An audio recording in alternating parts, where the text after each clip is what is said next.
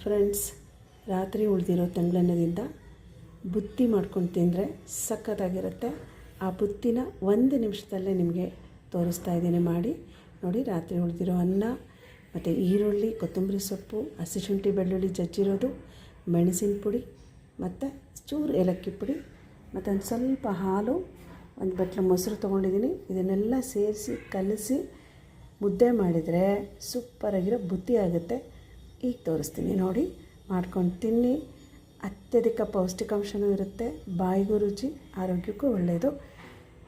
ತುಂಬ ಬೇಗ ಮಾಡ್ಕೊಂಡು ತಿನ್ಬೋದು, ಅನ್ನನೂ ವೇಸ್ಟ್ ಆಗೋಲ್ಲ.